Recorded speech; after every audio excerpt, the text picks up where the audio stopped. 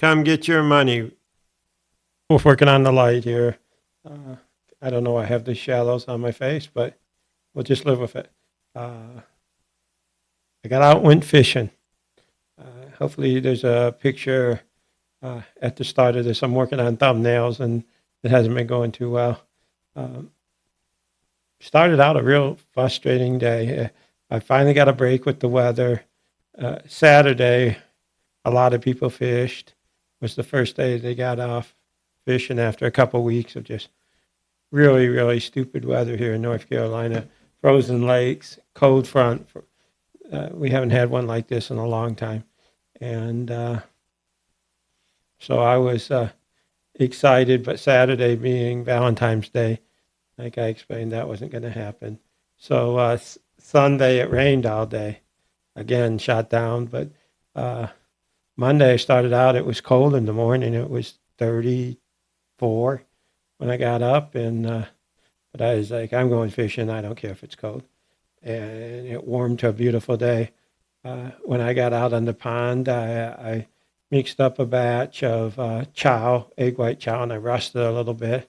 And I was having trouble throwing it, so I said, no problem. I moved to one of my favorite corners. Carlton's is in Moxville, North Carolina. I just take it for granted, but I know I shouldn't. Chris Southern has been opening up his pond for fun fishing, and I really thank him for that because that's what I like to do. I like to tournament fish, but in fact, I'll plug, doesn't need plugging. He's having what he's calling the Low Rollers tournament at Pops Lake Saturday. I want to say it's 9 to 6 or something like that. Don't trust me. I don't take my word on that. But it's pretty much sold out. He announced it was sold out in a day. I think a $60 entry fee has a lot to do with that. I know there's a great love for these high roller tours, and guys come down from other states, Pennsylvania, Indiana, and if they're going to make that investment, they want to fish for an investment. And I totally get that. There's a lot of guys that are heavy duty and they want to fish. And I'm not knocking none of them. It's great. But it's not for me. And apparently it's not for a lot of guys because that tournament sold out fast. But so we're fishing Saturday at Pops. But I fished this Monday. It's Tuesday. And I went over to Carlton's. Like I said, I was fishing the corner. I knew the center of the lake is famous and they're catching buffs. And I could be catching buffs, but I just had a hunch about some of the corners. It was really sunny. And winter, and I've been stressing it the last couple of weeks, winter carp fishing can be unpredictable. And it also can be location. Well, it wasn't. I went to my corner spot. I wasn't expecting a lot. I figure a slow day, I'd take videos. Well, that failed me. I opened up my camera box and left had all my remote pieces. I use a different microphone when I record in the field and different chips and everything else. And I had that all. I had the lenses and everything. I didn't have the camera. I left it right here on the stand. And I felt pretty dumb about that. Then I started catching fish like crazy. It was nonstop for a while. I was throwing my chow out there. And when I say location, I fished 5 rods. I think I caught 11 fish. Probably 10 of the fish on 2 of the rods. And it was crazy. One was thrown at the bank and one was thrown at the rope. But those were the spots and everything else was Dead Sea.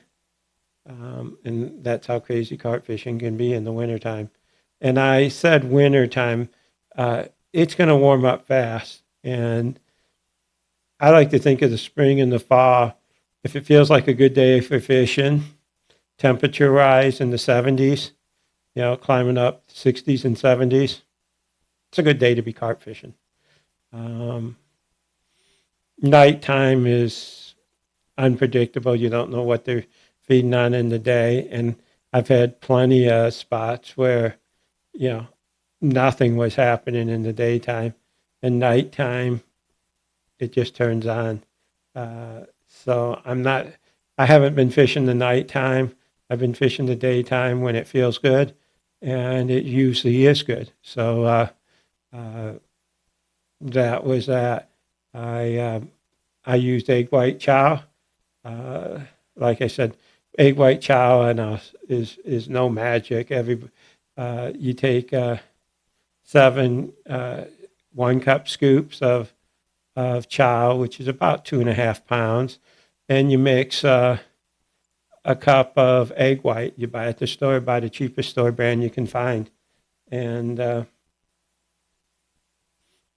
I leave it in the truck. It's cold all the time here in North Carolina in the wintertime. So I leave it in the back of the truck, and use it until the bottle's gone.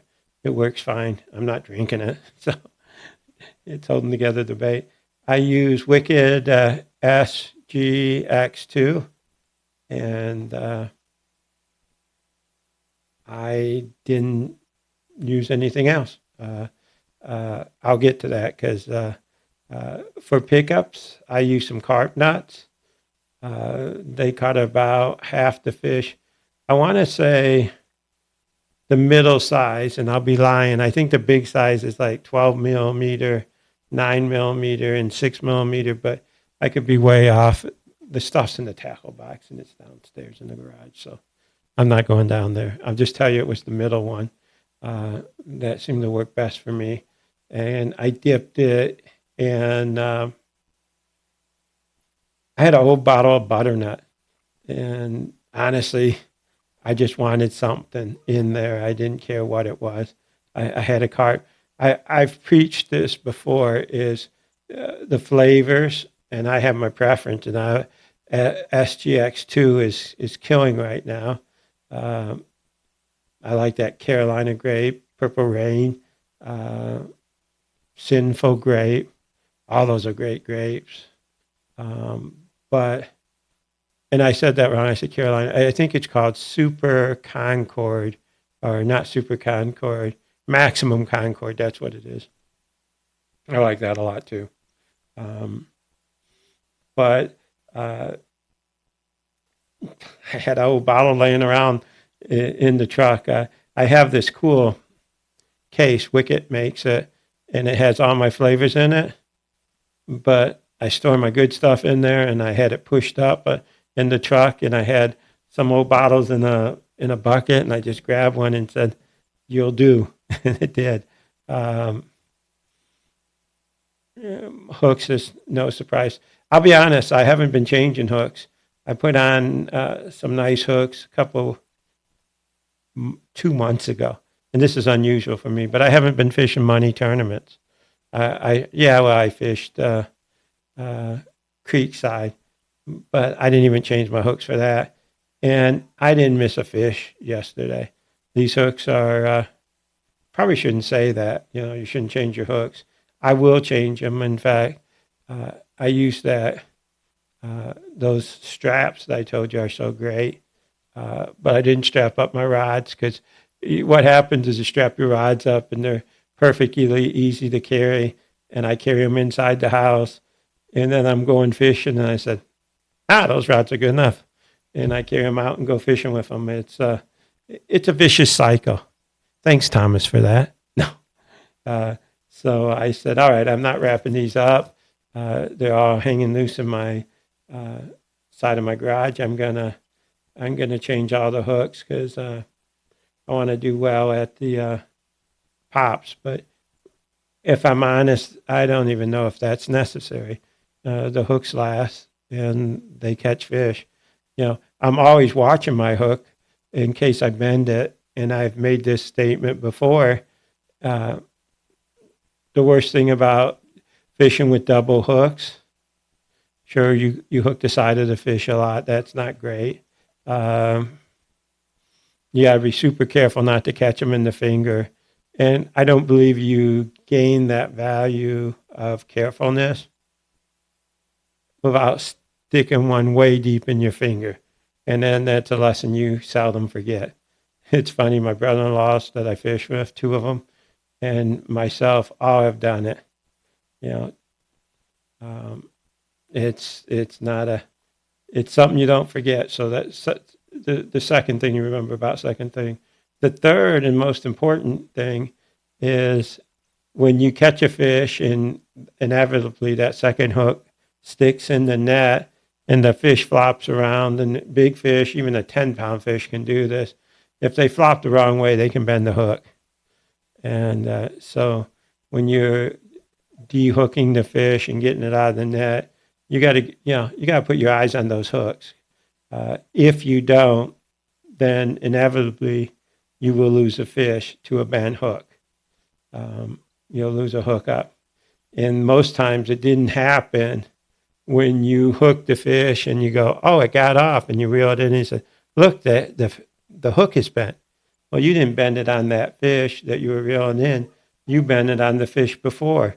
You caught something and tried to pull up and got out of a snag, but the hook was bent. Or the most likely is you caught a fish, it wiggled around in the net, and you pulled to get it out, or it pulled hard one way and you were pulling the other way.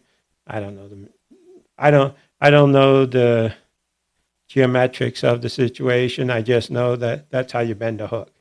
So I don't know why I got off on that tangent, but I did. And I'll change my hooks. It's a tournament I want to win. Every tournament I want to win. That's why you're on this page. You want to win. No shame in that. If you're going to fish to win. I wasn't fishing for money, and lo and behold, like I said, I killed them. I caught 2 fish in the 20-pound range. I never like to brag about that. Well, I do like to brag about it, but when I don't have official weight, I have a pretty nice digital hand scale. And every time I go to the lake, and you got to watch this too, another tangent. Some lakes don't allow you to have a scale when you're pay lake fishing. They have a good reason. Some guys will cheat. If you calibrate, and I do, if you're allowed to use a scale, I'll tell you why I use it. If I don't have a scooter and I'm fishing a long walk, or even if I do have a scooter, and sitting on the bottom is a 15.5 and you caught a 15-pound fish, I'm not walking it if my scale reads 15.5 or below. I'll calibrate my scale on the first fish I catch. Take this to the scales, not 17.2. Well, my scale says 16.8, so it's 2 pounds light. Calibrate to the scale and you're good to go all night. My scale said one fish was 20.2 and another fish was 19.6 or 19.4. And those were my first 2 fish, and they were the biggest.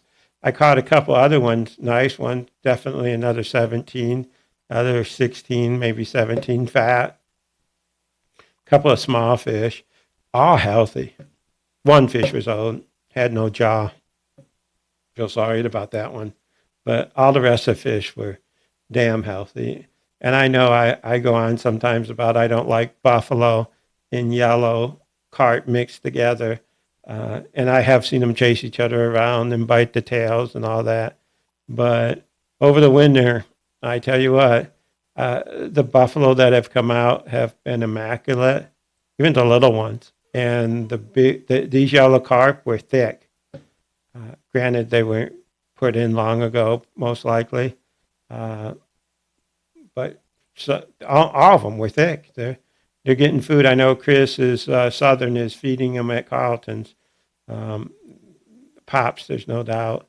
So I got to give him credit. I was just thankful to have the day. getting on with my adventure there.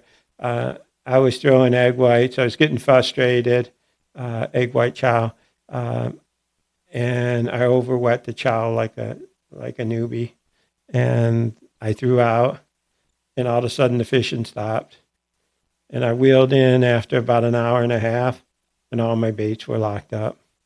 I explained that if you get chow too wet and you pack it too tight, the ball doesn't break up. And I was even scratching at the balls, just my little trick to make sure that they don't lock up. And they locked up.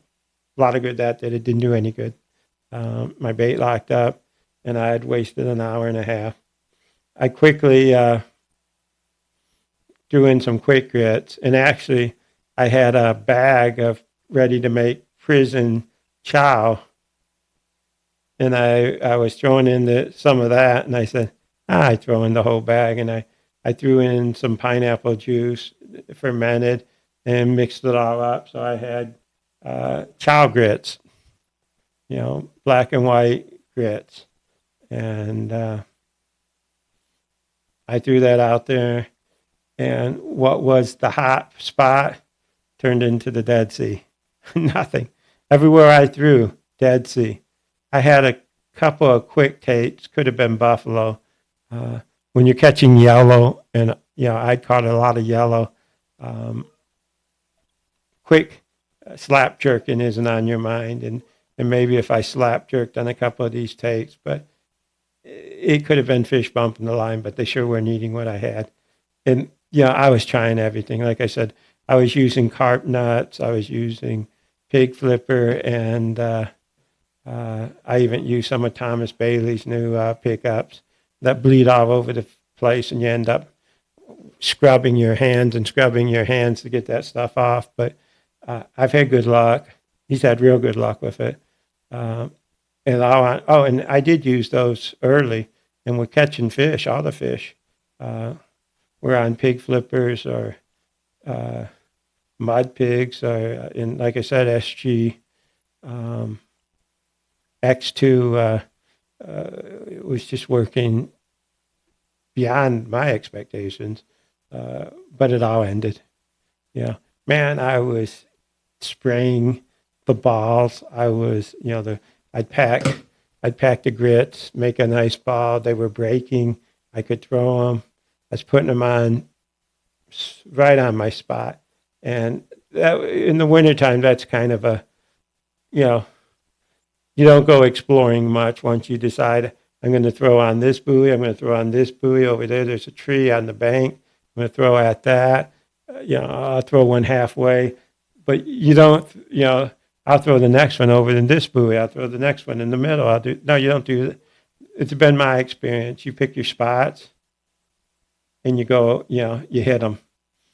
You experiment. If you're going to do that when you're fishing 5, you got one rod that you can experiment with if you're going searching.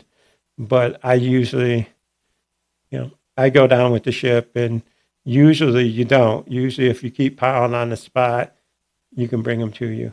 It's fishing.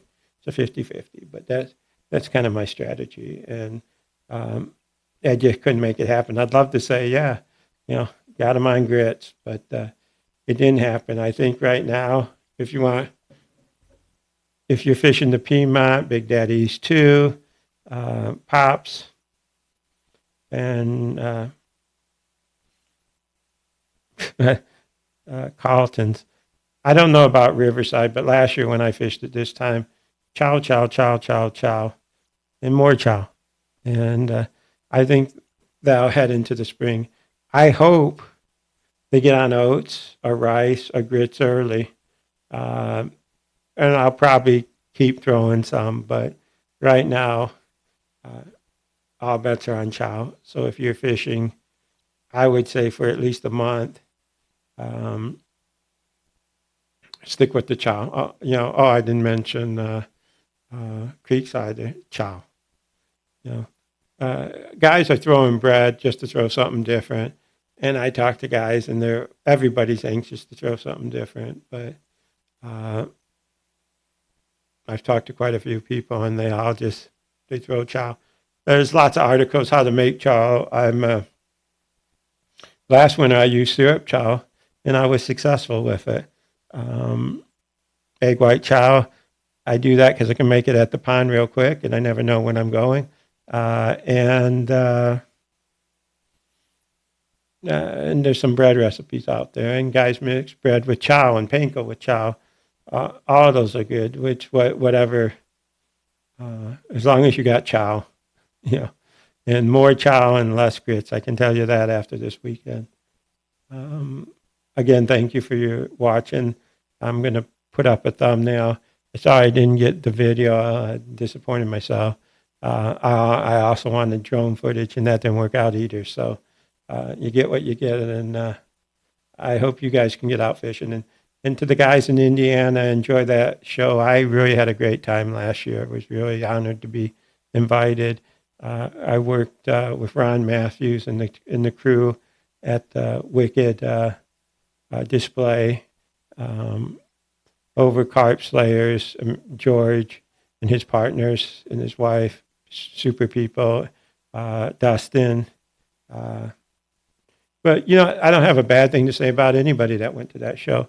And best part was just talking to the flood of anglers that came. Um, it was it was good times and definitely worth it.